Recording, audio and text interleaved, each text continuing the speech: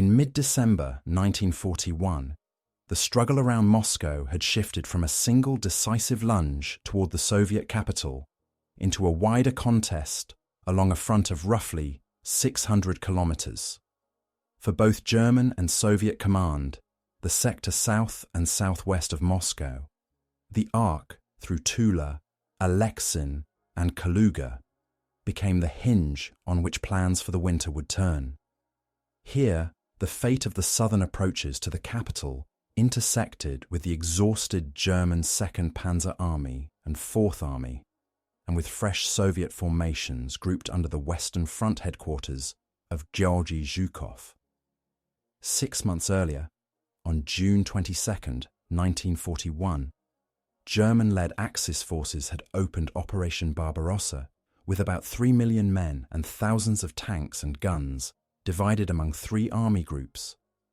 Army Group Center, with the 2nd, 4th and 9th Armies and 3 panzer groups, was directed toward Moscow.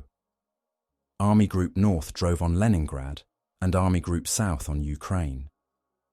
The German leadership viewed a rapid capture of the Soviet capital as an important political and military objective, but also sought control of Ukraine's food and mineral resources and the industrial regions further east.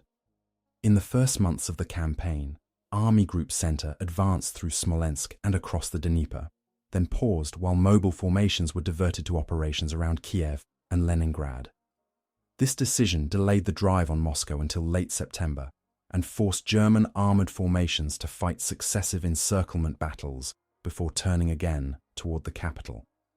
When Operation Typhoon began on September 30th, up to 2 million German troops, 1,000 to 2,470 tanks and assault guns, and about 14,000 guns were committed against roughly 1,250,000 Soviet troops, with about 1,000 tanks and 7,600 guns deployed in front of Moscow.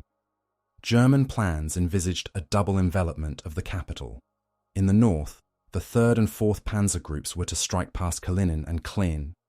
In the south, the 2nd Panzer Army was to bypass Tula and advance toward Kashira and Kolomna, while the 4th Army pressed directly east.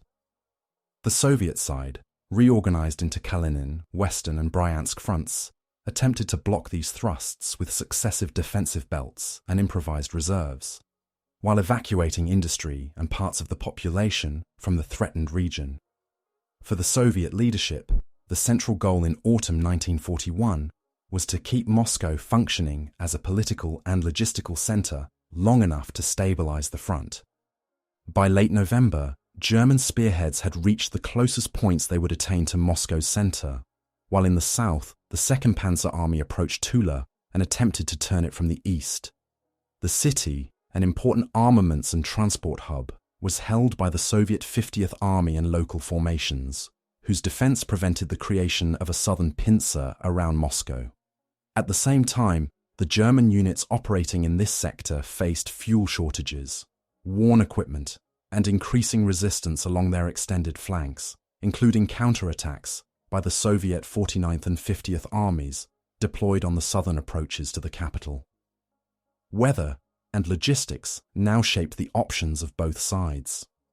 During the winter of 1941 to 42, recorded temperatures in the Moscow sector fell at times below -28 degrees Celsius, and German field reports noted more than 130,000 cases of frostbite.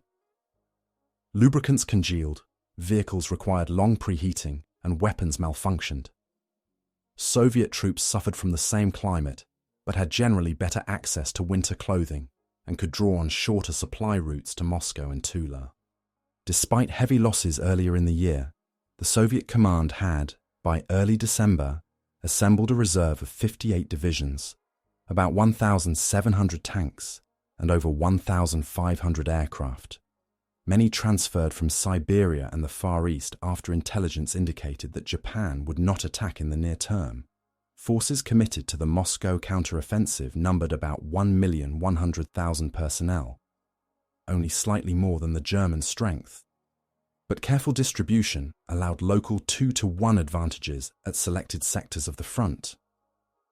German intelligence, however, estimated that the Red Army had no significant reserves left and did not anticipate a large-scale Soviet offensive. On December 5th to 6th, Stalin approved a general counteroffensive in the Moscow sector.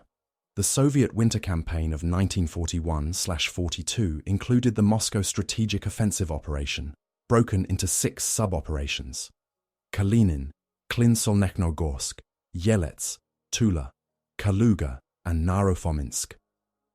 The Kaluga offensive was scheduled from 17th December 1941 to early January 1942 on the southern wing, under Zhukov's Western Front.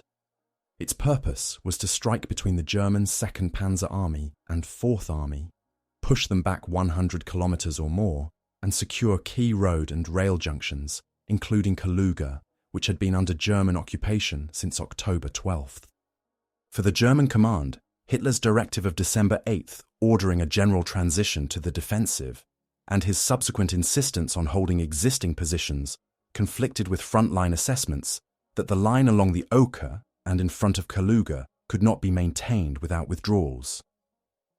Discussions among Heinz Guderian, the Army High Command, and the leadership of Army Group Center in mid-December reflected a tension between strategic orders to stand fast and operational realities of depleted, cold-affected divisions. Guderian's eventual dismissal on the 25th of December was part of this larger dispute over how to manage the winter crisis. Against this background of overextended German formations, newly assembled Soviet reserves, and extreme winter conditions, the southern approaches to Moscow became both a vulnerability and an opportunity. For Zhukov and the Western Front staff, the grouping of the 49th and 50th Armies on the Serpukhov-Tula-Kaluga axis offered the means to test whether the Red Army could move from local counterblows to a coordinated, deep offensive, one that would clear Kaluga, drive the front westward by more than 100 kilometers, and remove the threat to Moscow from the south. In the early hours of 17th December 1941, the opening phase of the Kaluga counteroffensive began along a snow-covered front south and southwest of Moscow. Under Western Front headquarters, the main striking forces were the 49th Army under Ivan Zakharkin and the 50th Army under Ivan Boldin, supported on their flanks by neighbouring armies and reserve rifle divisions moved up from the rear. Their sectors extended roughly from the Serpukhov area toward Alexin and Tula, covering the roads and rail lines that led through Kaluga toward the west. Opposite them, elements of the German 4th Army under Günther von Kluge held a chain of defensive positions anchored on villages, river lines and road junctions. These troops, drawn from several infantry divisions that had already fought through Smolensk, Vyazma and the approaches to Moscow, were deployed in thinly held lines with improvised strongpoints. Their command structure linked divisional headquarters to Army Group Center, which was attempting to stabilize the front while obeying orders not to yield ground without explicit authorization. The first Soviet attacks were planned as coordinated blows, not isolated local counterthrusts. Artillery groupings assembled along the Oka and Ugra sectors opened fire on German forward positions, targeting command posts, communication nodes, and known gun emplacements. Rifle divisions of the 49th Army advanced from bridgeheads and crossing sites near Serpukhov and Tarusa, aiming to break through toward Maloyaroslavets and the Kaluga axis.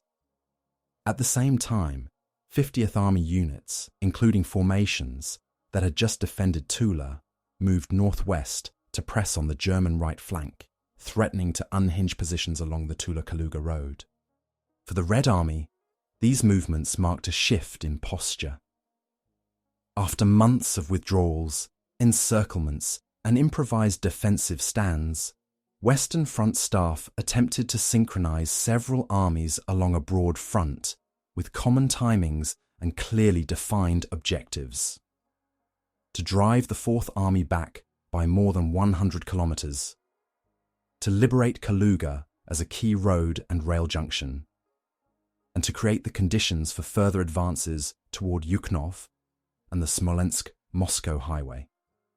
This required careful use of limited transport, concentrating available tanks and artillery at selected breakthrough sectors while maintaining enough strength to hold the line around Moscow itself. On the German side, the opening phase of the Soviet offensive was interpreted at first as a series of local attacks rather than a structured operation. Situation reports from forward regiments noted increased artillery activity and infantry probes, but senior commanders still believed that the Red Army lacked the reserves for a sustained winter campaign. Orders to hold existing positions remained in force, even as battalions reported reduced strength due to earlier casualties and non-combat losses from frostbite and illness. As Soviet rifle units advanced through deep snow, often moving on forest tracks and frozen fields where vehicles struggled, winter conditions both constrained and enabled movement. Motor transport and heavy equipment had difficulty in unprepared terrain, but sledges, skis, and local guides allowed infantry to bypass roads that German forces expected to be the primary avenues of advance. In this opening phase, the interaction between planning, terrain, and weather began to erode the coherence of the German front, while providing the Soviet command with opportunities to exploit gaps between strongpoints, setting the stage for deeper penetrations toward Kaluga. Planning for the Kaluga counteroffensive took shape at Western Front headquarters in the second week of December, as reports confirmed that German formations in front of Moscow had halted and were digging in. Zhukov's staff treated the southern sector not as an isolated battlefield, but as one component of a broader winter campaign that had to relieve pressure on the capital, open room for further maneuver, and test whether the Red Army could execute coordinated offensive operations after months of emergency defense. Within this framework, the Kaluga direction was defined as a major effort on the southern wing, distinct from but synchronized with operations north and west of Moscow. For the Soviet side, the immediate operational goals in the Kaluga sector were clear. First, the 49th Army was to break through German positions west of Serpukhov and along the Oka, then advance toward Maloyaroslavets and the line leading to Kaluga from the northeast. Second, the 50th Army, shifting from the defense of Tula to an offensive role, was to attack northwest, forcing German units away from the Tula-Kaluga road and threatening the rear of the 4th Army groupings east of Kaluga. The capture of Kaluga itself, a road and rail junction linking Moscow, Bryansk, and Smolensk, was framed as a key intermediate objective, whose loss would complicate German supply and command in the central sector. These goals expressed elements of pre-war Soviet operational doctrine, which emphasized successive operations and deep penetrations, but planning had to adapt doctrine to available means. Rifle divisions earmarked for the offensive were under strength and varied in experience. Tank brigades often had a mix of serviceable and worn vehicles. Artillery ammunition stocks were limited and had to be prioritized for designated breakthrough sectors. Planners therefore assigned specific axes of advance, concentrated artillery and tanks on narrow fronts, and relied on infantry, ski battalions and local guides to maintain momentum once initial German lines were breached. Logistics shaped every aspect of the plan. Western Front's rear services had to support offensive operations while still supplying the dense defensive belt around Moscow. Rail lines from the interior, including routes through Ryazan and Gorky, were tasked with delivering ammunition, fuel, and winter clothing. From railheads to the front, horse-drawn transport and trucks operating on icy roads or frozen tracks moved supplies forward, often under Luftwaffe harassment when weather permitted flying. The staff anticipated that once German units began to withdraw, road networks would be contested, and therefore built into the plan the use of forest tracks and frozen rivers as temporary supply routes. On the German side, strategic objectives in December 1941 were in transition. The initial aim of capturing Moscow before winter had given way to a more limited priority, holding a defensible line that preserved combat power and protected key rail links from Smolensk eastward. Army Group Center and 4th Army staffs drafted proposals for elastic defense and limited withdrawals to more favorable positions, but these were constrained by directives from the highest command insisting on holding existing lines. The resulting compromise sought to strengthen strongpoints in villages, maintain control of major roads, and use local counterattacks to seal Soviet penetrations, rather than conducting broader, pre-planned retreats. German logistical planning in the Kaluga sector faced severe constraints. Divisions lacked winter clothing in sufficient quantities. Vehicle maintenance units struggled with cold-damaged engines, and supply trains were delayed by overburdened rail lines and partisan activity further west. Stocks of artillery ammunition and fuel were prioritized for anti-tank defenses and local reserves, leaving little margin for sustained offensive action. Commanders counted on fixed positions, minefields, and the tactical experience of their infantry to offset material and numerical disadvantages. Both sides worked with incomplete intelligence. Soviet reconnaissance, including patrols, interrogation of prisoners, and aerial photography when weather allowed, identified German strongpoints and road movements, but could not always distinguish between depleted and fully effective divisions. German intelligence, influenced by months of observing costly Soviet attacks, assessed that the Red Army could launch local counterattacks, but underestimated the scale of reserves now available for a coordinated winter offensive. This miscalculation affected German assumptions about how long existing positions near Kaluga could be held. Propaganda and public information framed these plans differently for domestic audiences. Soviet media emphasized the resilience of Moscow and Tula, presenting the coming counteroffensive as proof that the Red Army had seized the initiative, although operational details remained classified. German communiques continued to highlight the advance into the Soviet Union and presented winter difficulties primarily as weather-related obstacles, downplaying the extent of Soviet regrouping. Behind these contrasting narratives, staffs on both sides entered the Kaluga operation with diverging expectations.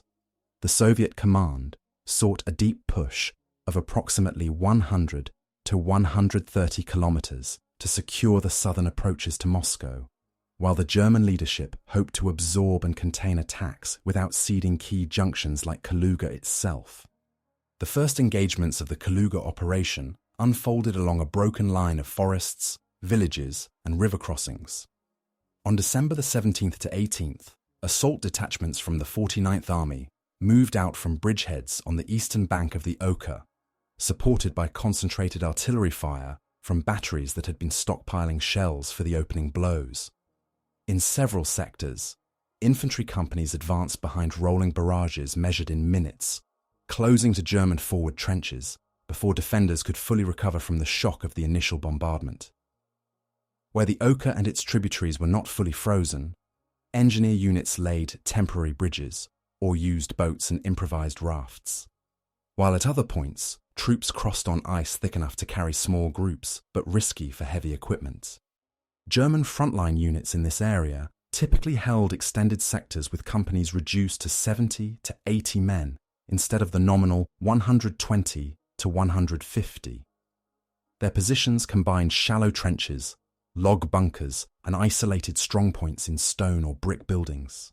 In the first 2 days, some outposts were overrun in close fighting as Soviet infantry reached them under cover of darkness or ground haze.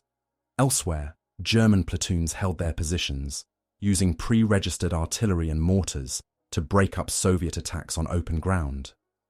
Reports from regimental headquarters describe repeated calls for reserves to seal penetrations, often answered by dispatching small groups rather than fresh battalions, since few larger reserves were available.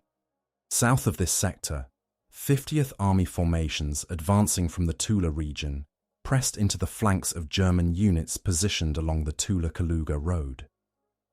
These Soviet units included rifle divisions that had recently defended Tula and now shifted to attack. Their commanders used knowledge of local terrain gained during the defense, ravines, forest belts, and village layouts that could shield approach routes. The first gains were measured in kilometers, with several villages changing hands more than once over the course of a day. Each side attempted to secure road junctions and heights that offered observation over snow-covered fields. For civilians in the Kaluga region, the opening clashes added a new layer to an already difficult winter. Many villages near the front had lived under German occupation since October, with requisitions of food and livestock and labor obligations imposed on residents. As the offensive began, some inhabitants were evacuated east under Soviet orders where transport was available. Others took shelter in cellars while artillery duels passed overhead.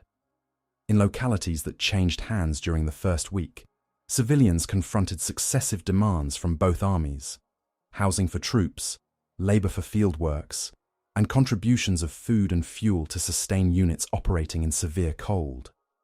Morale on both sides reacted quickly to the initial results. For Soviet soldiers who had spent months retreating, the sight of German positions abandoned under pressure and the recapture of villages carried symbolic as well as tactical significance. Commanders reinforced this effect by reporting advances in daily summaries and linking local gains to the wider defense of Moscow. At the same time, casualty lists remained high. Rifle companies often suffered substantial losses in the first assaults, and medical services struggled to evacuate wounded over icy tracks. In German units, the first days of the Soviet push undermined earlier assumptions that only limited counterattacks were possible. Company and battalion reports noted the use of coordinated artillery preparation, infiltration through forests, and night attacks that bypassed obvious approaches.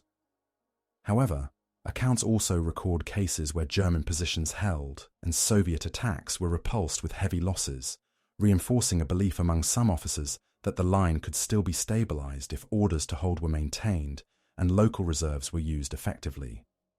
By 19th to 20th December, the pattern of the opening phase had become clear.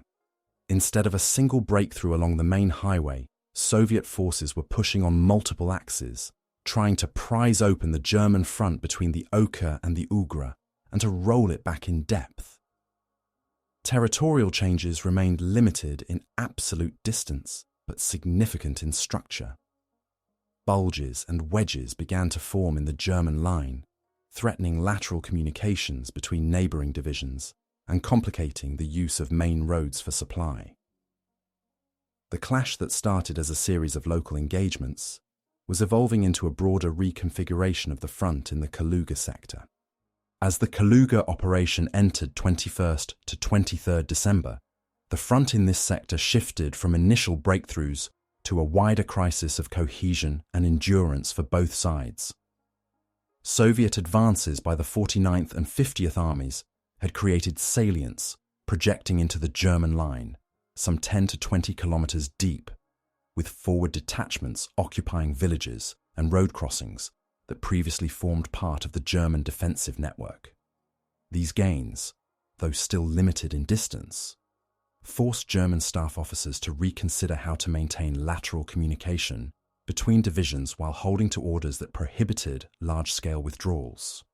For the Soviet command, escalation meant committing additional formations and accepting higher rates of expenditure in men and materiel.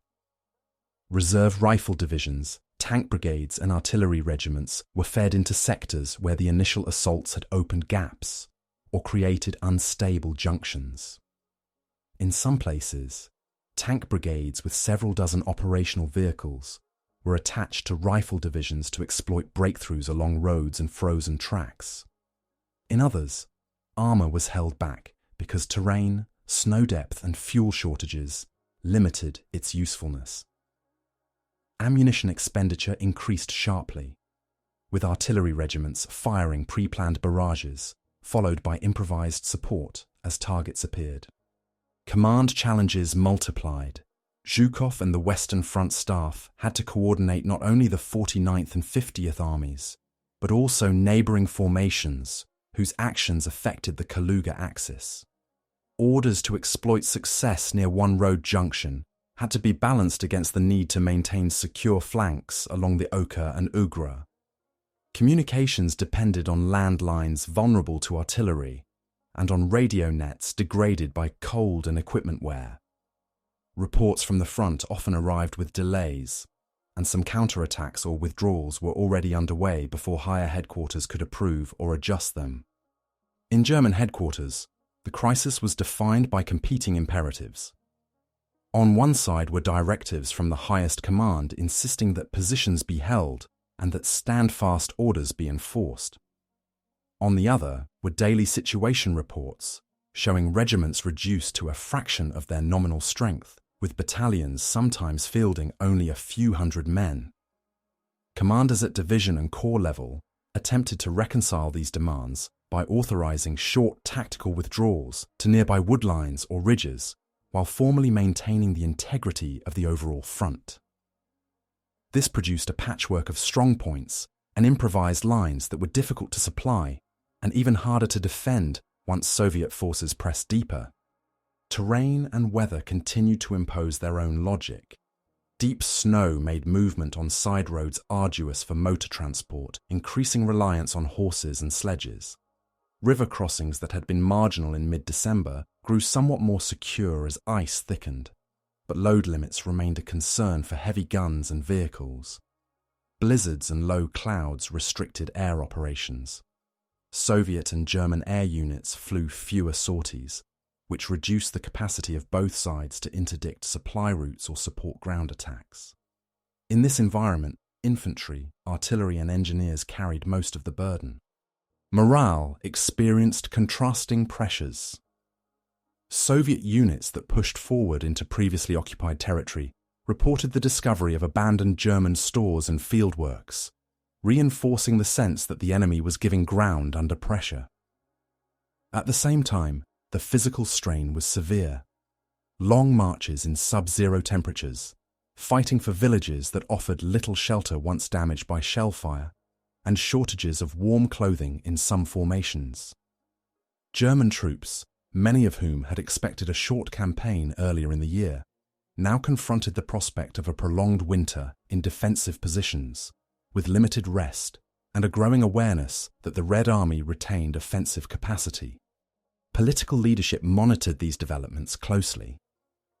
In Moscow, the Soviet government used early reports of advances near Kaluga and other sectors to underline that the capital was no longer under immediate threat, while internally stressing the need to maintain pressure despite high losses.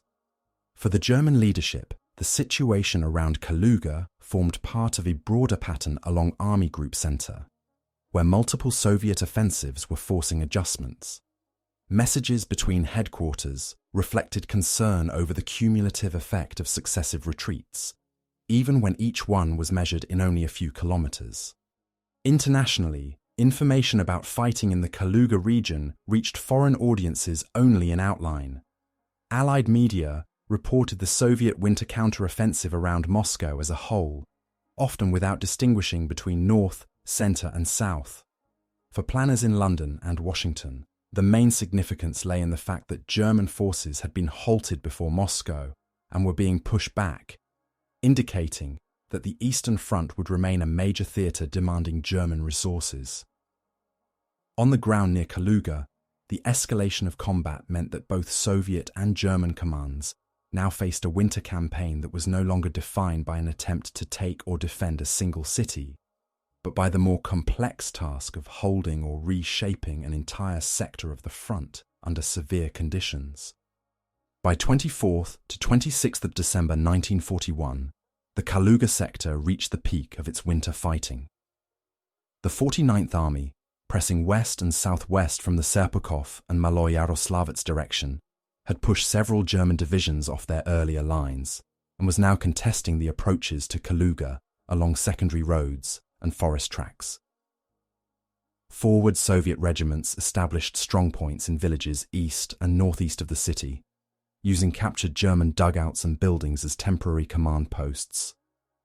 South of them, the 50th Army advanced from the Tula area, gradually turning northward so that its leading elements converged toward Kaluga from the southeast and south, threatening to envelop German troops still holding the city and its immediate outskirts.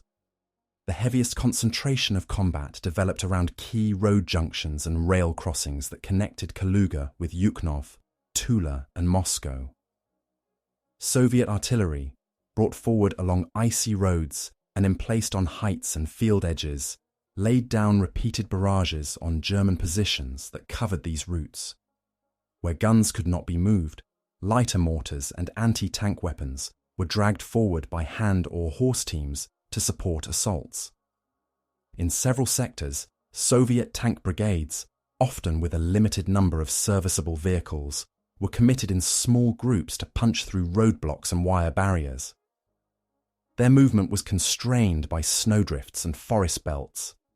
Commanders therefore concentrated them on narrow axes where roads had been cleared or packed by earlier traffic. Inside German headquarters, the pressure on the Kaluga grouping became the central issue of the local crisis.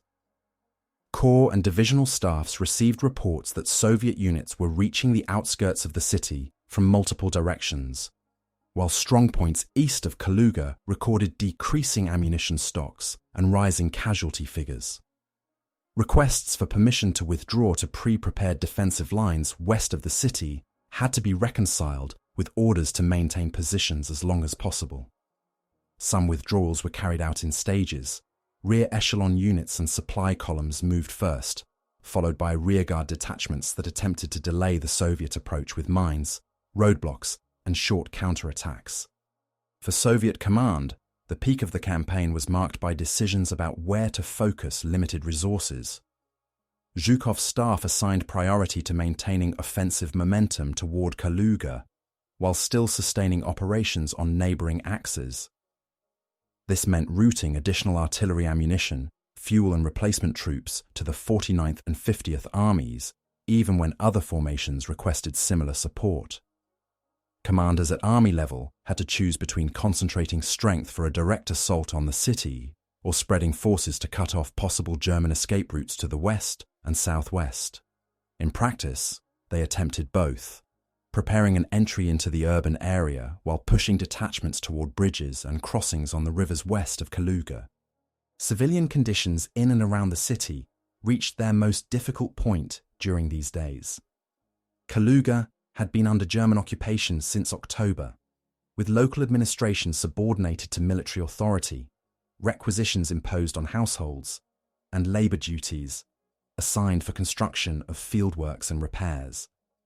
As the front drew nearer again in late December, German authorities organised partial evacuations of administrative personnel and some collaborators, while many residents chose or were compelled to remain. Air and artillery bombardments damaged residential quarters and industrial facilities, interrupting electricity and water supply.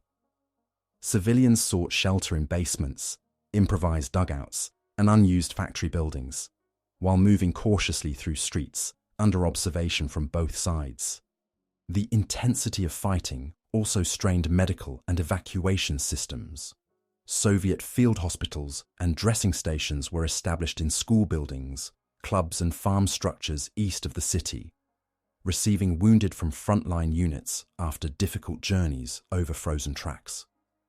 German medical facilities, already dealing with earlier casualties and cases of frostbite, now faced simultaneous inflows from infantry, artillery and support units retreating through or fighting in Kaluga.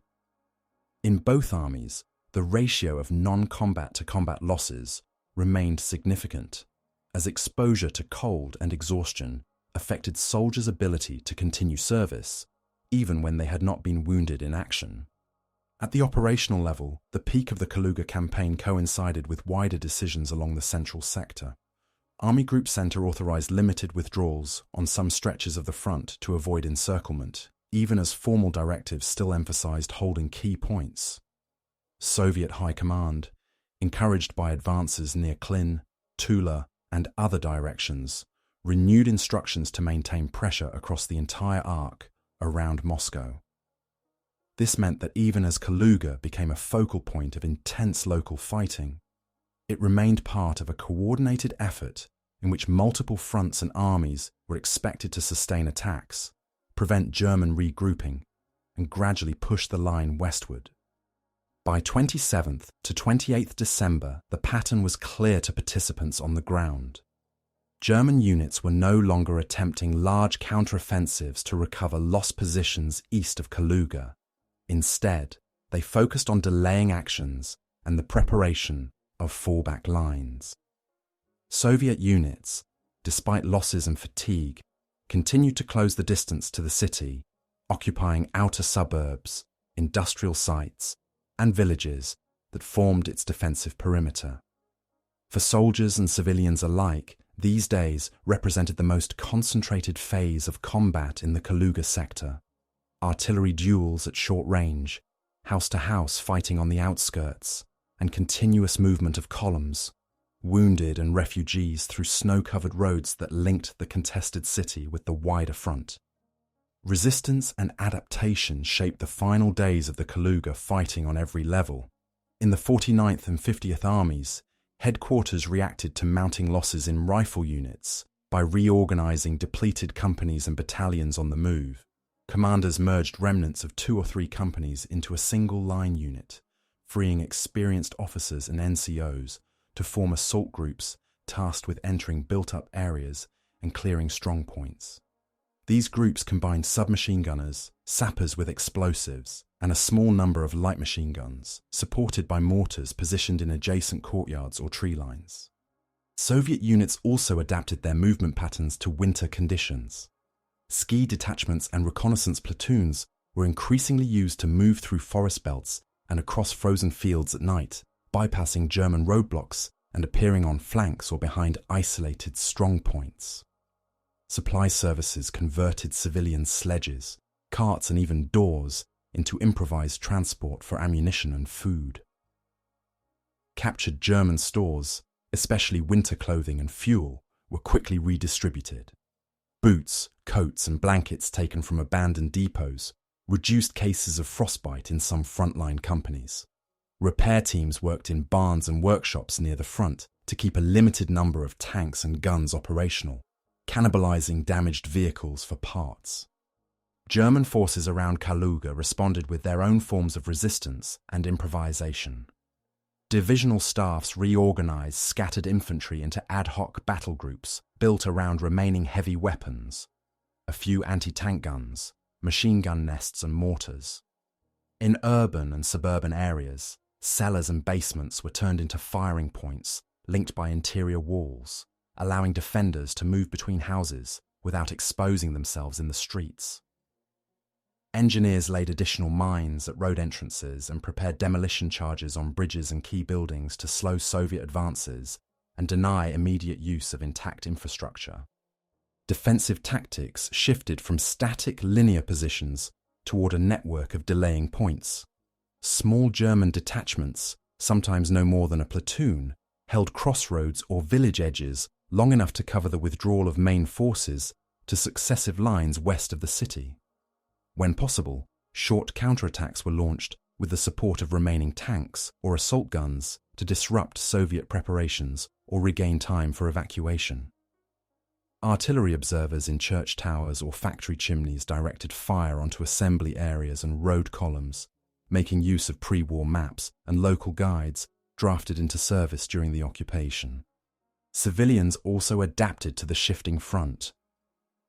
In villages east and north of Kaluga that had reverted to Soviet control, local authorities were quickly reconstituted, often by cadres who had gone underground during the occupation. These administrations organized distribution of food, identified buildings for medical use, and provided guides and interpreters to the advancing troops. In areas still under German control or in the path of retreat, residents hid food, clothing, and tools to avoid requisition, while some younger men and women chose to slip into nearby forests to join partisan groups or to wait until the front had passed before re-emerging. Partisan activity in the wider region influenced both sides' calculations. Small detachments, sometimes numbering a few dozen fighters, cut telephone lines, ambushed small convoys, and destroyed isolated vehicles on side roads leading west from Kaluga. For the Soviet command, these actions offered a means to increase pressure on German withdrawal routes without diverting large regular units. For German staffs, reports of attacks behind the front, reinforced the sense that the security zone they had attempted to maintain in the rear was shrinking, complicating the movement of supplies and reinforcing the need to consolidate forces. Psychological adaptation proceeded in parallel with tactical changes. Soviet soldiers, many of whom had experienced retreats and encirclements earlier in the year, now encountered a different pattern. German units falling back, towns being recaptured, and local residents greeting the return of Soviet authority. Political departments of the 49th and 50th Armies used these developments in briefings and newspapers to sustain morale, while also addressing discipline problems arising from fatigue and the availability of alcohol in captured depots. German troops, confronted with repeated orders to hold positions followed by abrupt withdrawals, faced uncertainty about the broader course of the campaign. Letters and diaries from this period describe a growing focus on survival and maintaining unit cohesion, rather than on expectations of rapid victory. At the command level, both sides showed increasing flexibility within the constraints of their orders. Soviet Army and Corps commanders adjusted objectives for individual divisions as the situation evolved, sometimes redirecting axes of advance away from strongly defended points toward weaker sectors or unguarded crossings. German commanders, despite stand-fast directives, authorized local repositioning and the abandonment of exposed salients when they judged that encirclement was imminent, attempting to preserve combat-effective cores of their divisions for later defensive lines. By the end of December, resistance and adaptation in the Kaluga sector had produced a battlefield in constant motion. Front lines that shifted by kilometers within a day, improvised strongpoints appearing in previously quiet villages, and a continuous process of reorganization as both armies tried to maintain effective combat groupings under conditions of shortage and extreme cold. These adjustments did not eliminate losses or resolve strategic dilemmas, but they determined how each side could continue the fight in and around Kaluga, and how they would be positioned once the immediate battle for the city itself reached its conclusion. The turning point of the Kaluga operation crystallized over several days rather than in a single moment. By 27th to 29th December 1941, Soviet forces had achieved what planners had sought at the outset, a situation in which German units around Kaluga faced simultaneous pressure from multiple directions and a shrinking set of viable withdrawal routes. The 49th Army pressed from the northeast and east, while elements of the 50th Army moved up from the south and southeast, reaching positions that allowed observation and fire on the main roads leading into and out of the city. Operational maps at Western Front headquarters now showed a pronounced bend in the German line. Instead of running roughly north-south east of Kaluga, it had been forced westward, with German positions forming a salient protruding toward the city and then curving back along the rivers and ridges to the southwest. This shape made lateral movement of German reserves hazardous. Columns shifting between sectors risked coming under artillery fire or encountering Soviet forward detachments on side roads. Soviet staff officers recognized that further pressure might either force a hurried German evacuation of Kaluga or risk encirclement of units that remained too long. On the German side, command discussions focused on whether the city could be held without disproportionate losses. Divisional and corps reports emphasized dwindling infantry strength, reduced artillery ammunition, and the presence of Soviet detachments already established in suburbs and nearby villages.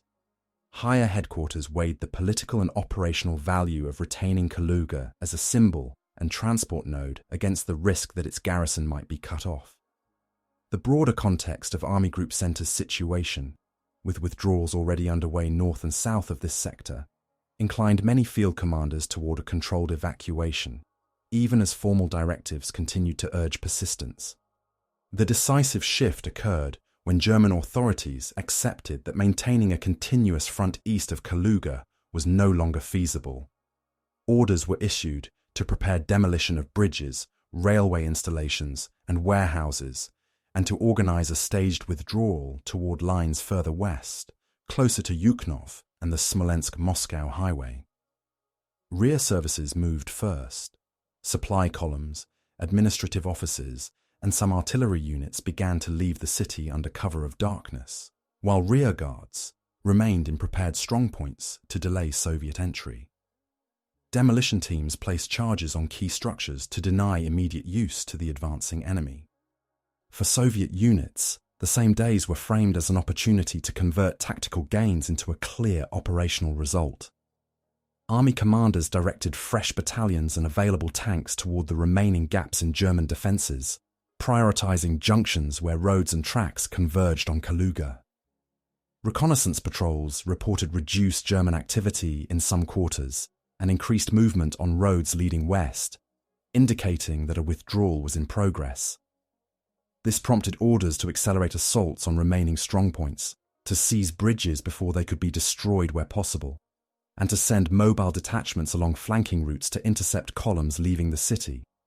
In the urban area itself, fighting shifted from attempts to break into a fully held defensive perimeter toward clearing operations in districts where German rearguards continued to resist. House-to-house fighting expanded in certain streets, while other blocks were found abandoned, with only demolition damage and scattered equipment indicating recent occupation. Soviet sappers worked alongside assault groups, disarming unexploded charges and marking safe passages through mined areas. Civilian accounts from these days describe sudden changes, one day with German patrols present and requisitions enforced, the next with streets quiet except for distant explosions, and then the arrival of Soviet forward elements. The liberation of Kaluga at the end of December, with Soviet reports dating the full reoccupation of the city to the 30th of December 1941, marked the formal turning point of the operation.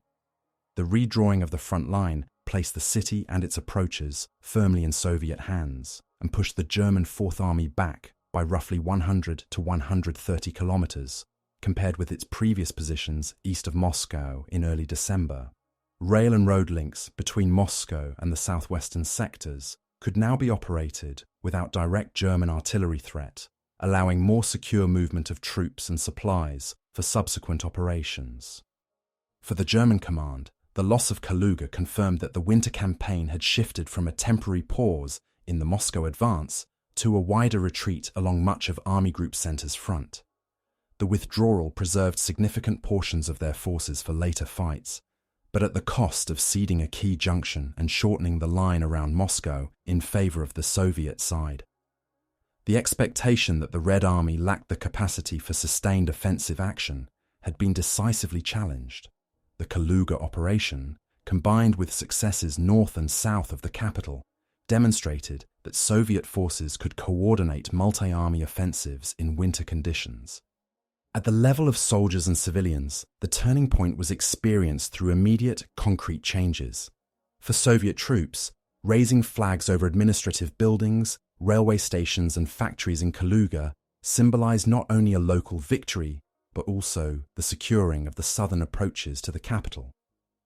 For civilians, the departure of German units meant the end of occupation policies, but also the beginning of a new phase of hardship, reconstruction of damaged infrastructure, re-establishment of administration, and integration into a rear area that remained close to an active front.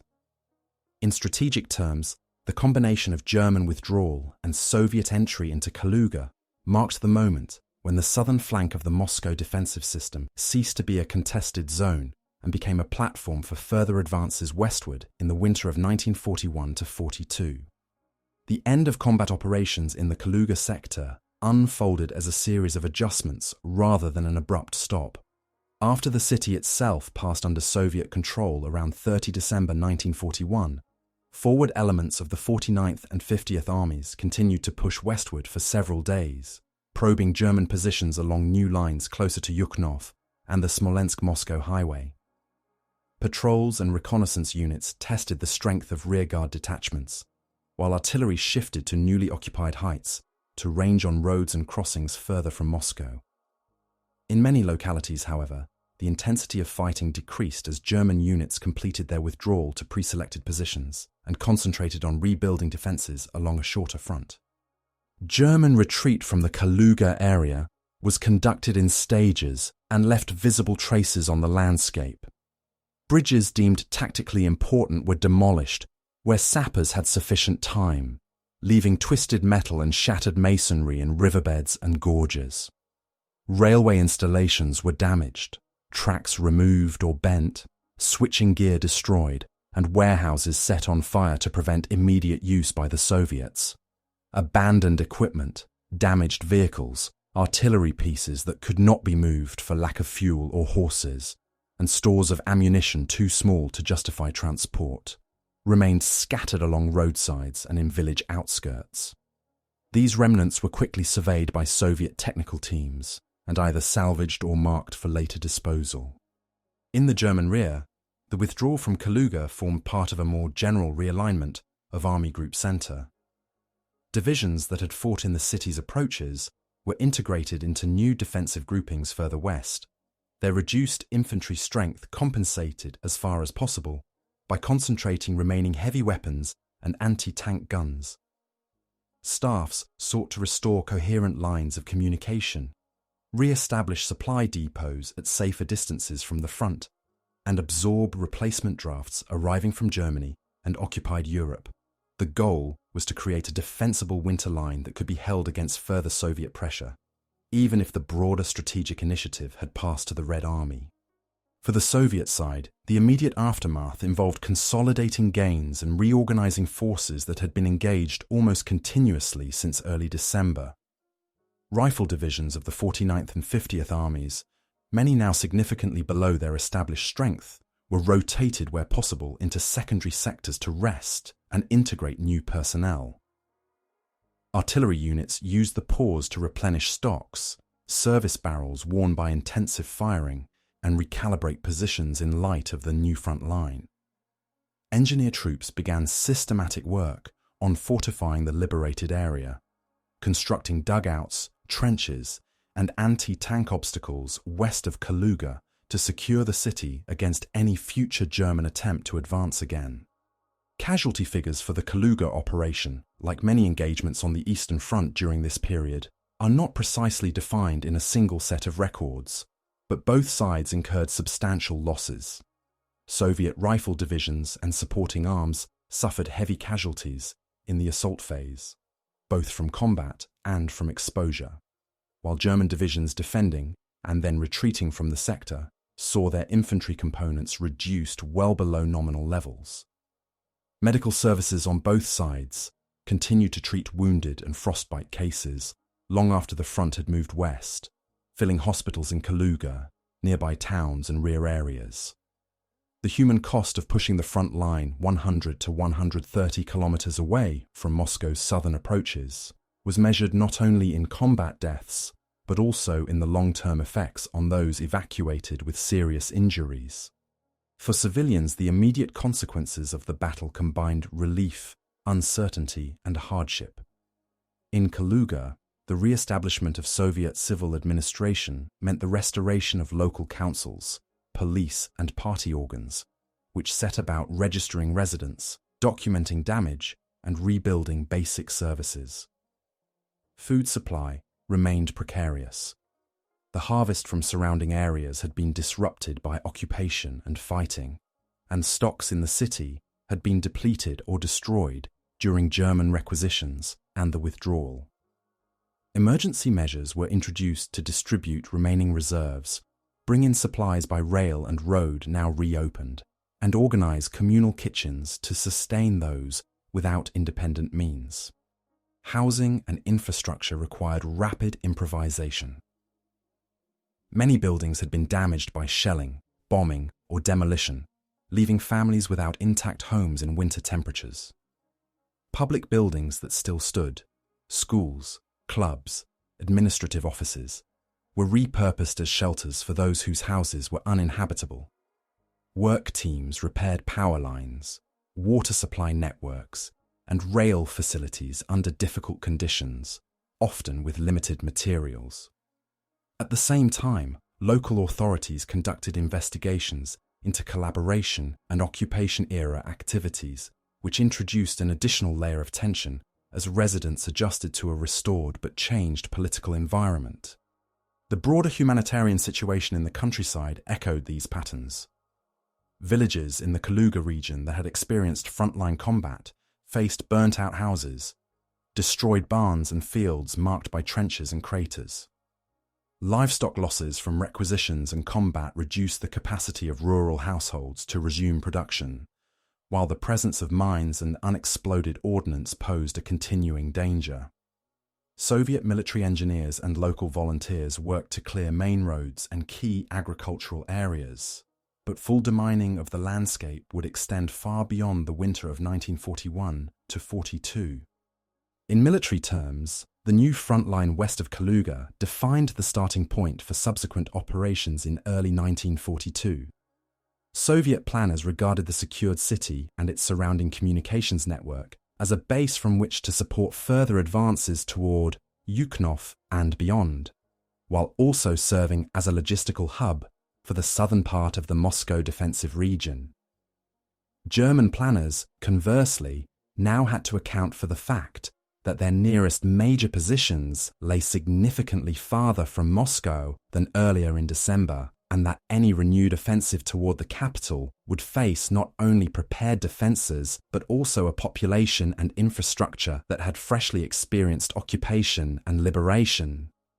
By the time intensive fighting subsided in the Kaluga sector, both armies had moved into a phase of reorganisation and preparation for the next stage of the winter campaign. The immediate battle for the city was over, but its outcomes, territorial, logistical, and psychological, continued to shape decisions on both sides. The withdrawal of German forces and the establishment of Soviet control created a new reality on the southern approaches to Moscow, one in which the capital was no longer threatened from that direction in the short term, and in which the Red Army had demonstrated to itself and its opponents that it could not only halt an advance, but also reverse it under some of the most demanding conditions of the war. In the months and years that followed, the Kaluga Counteroffensive assumed a specific place in the broader history of the war on the Eastern Front, even if it did not receive the same attention as more famous operations. For Soviet command, the December 1941 fighting south of Moscow formed part of the first successful strategic counteroffensive of the conflict, an action that not only halted the drive on the capital, but also pushed the German Fourth Army and elements of the Second Panzer Army back by roughly 100 to 130 kilometers on a critical axis.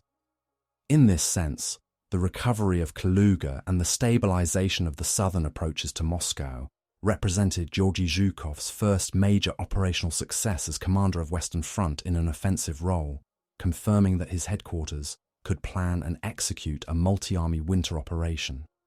The experience shaped Soviet assessments of their own capabilities. Before December 1941, many staff officers had associated Red Army effectiveness primarily with defense and sacrifice under pressure. The Kaluga operation, together with contemporaneous actions near Klin, Tula and Yelets, demonstrated that Soviet forces could coordinate several armies, integrate rifle, artillery, and limited armoured assets, and use winter conditions as an operational factor, rather than simply enduring them. This success influenced later planning for winter campaigns in 1942 to 43, where the combination of deep snow, frozen rivers, and short daylight hours would again be treated as both a constraint and an opportunity. On the German side, the loss of Kaluga contributed to a re-evaluation of earlier assumptions about Soviet reserves and resilience. Intelligence estimates before the Moscow counteroffensive had concluded that the Red Army had exhausted its ability to mount large-scale offensive operations. The coordinated attacks of December 1941, including the push on Kaluga, contradicted these conclusions. Reports from Army Group Center and divisional histories noted the capacity of Soviet forces to maintain pressure in low temperatures, construct new supply routes over frozen terrain, and accept high losses to achieve operational goals. These observations fed into later German defensive doctrines, which placed greater emphasis on flexible withdrawal and depth, even when higher directives continued to stress holding ground. Strategically, securing the Kaluga region had several concrete effects. First, it removed a German foothold on a major road and rail junction south-southwest of Moscow, reducing the immediate possibility of a renewed encircling attempt from that direction. Second, it improved Soviet lateral communications. Rail lines and highways through Kaluga could now be used to move reserves, ammunition and fuel between the central and southern sectors without direct exposure to German artillery or short-range air attack. Third, it shortened and straightened the Soviet front around the capital, allowing a denser defensive system while freeing some formations for later offensive tasks further west. Economically and administratively, the liberation of Kaluga and the surrounding district returned an industrial and agricultural zone to Soviet control. Factories damaged or stripped during occupation were surveyed for repair or evacuation. Surviving workshops were integrated into the wartime production system on a reduced but still useful scale. Agricultural recovery in the surrounding countryside was complicated by loss of livestock, damage to buildings and fields, and the presence of mines. But planning for the 1942 sowing season began almost immediately after the front moved west. These measures helped stabilize supply for Moscow and nearby regions at a time when transport networks were still under strain. In Soviet wartime and post-war narratives, the Moscow counteroffensive was often presented as a single overarching success, with emphasis on more widely known sectors, such as the fighting near Klin or the defense and relief of Tula. Kaluga appeared in this framework as one of several liberated cities, important but not always singled out. Nevertheless, military publications and operational studies produced for professional audiences highlighted the operation as a case study in coordinated winter offensive action on a limited but strategically significant axis. The fact that German forces were compelled to abandon a previously held junction and reorganize their line further west was treated as evidence that the Red Army had moved beyond purely reactive defense. In German and later Western historiography, attention frequently focused on the failure of the overall drive on Moscow rather than on the specific engagements that shaped the retreat. The Kaluga counteroffensive tended to be subsumed into broader analyses of Army Group Center's crisis in the winter of 1941-42. When examined in detail, it illustrated the interaction between high-level decisions, such as stand-fast orders and restrictions on withdrawal, and the practical realities faced by divisional and regimental commanders attempting to preserve combat capability under conditions of cold, supply shortage, and multi-directional pressure. For the population of Kaluga and its region, the legacy of the operation was immediate and long-term. Plaques, monuments and museum exhibits later commemorated both the period of occupation and the days of December 1941, when the city changed hands for the last time in the war. Lists of units that participated in the liberation, including formations of the 49th and 50th Armies, became part of local memory, while individual experiences, evacuation, forced labor, loss of relatives, and the return of Soviet administration remained present in families and communities for decades. The physical landscape, with repaired buildings, reconstructed bridges, and marked burial sites, carried traces of the battle into the post-war era. In a wider perspective, the Kaluga counteroffensive illustrates how sectors that are less prominent in public narratives can nonetheless be central to operational outcomes. The focus of later discussion often rested on the northern and central arcs of the Moscow front, yet the southern wing, anchored on Tula and Kaluga, was essential to preventing a renewed German attempt to envelop the capital from below. By pushing the front westward in this sector and recapturing a key junction, the Red Army reduced the risk that further German reinforcements could be concentrated for a fresh drive on Moscow's southern approaches. Thus, the events of December 17th to 30th 1941, around Kaluga, form a distinct element within the broader story of the First Soviet Strategic Counteroffensive. They show how a combination of operational planning, adaptation to winter conditions, and sustained pressure on an overstretched opponent produced a measurable shift in the balance around the capital. For participants and observers at the time, the outcome signaled that Moscow was no longer in immediate danger from the south. For later historians, the Kaluga operation offers a case in which a comparatively limited geographic objective played a significant role in shaping the trajectory of the war's central front.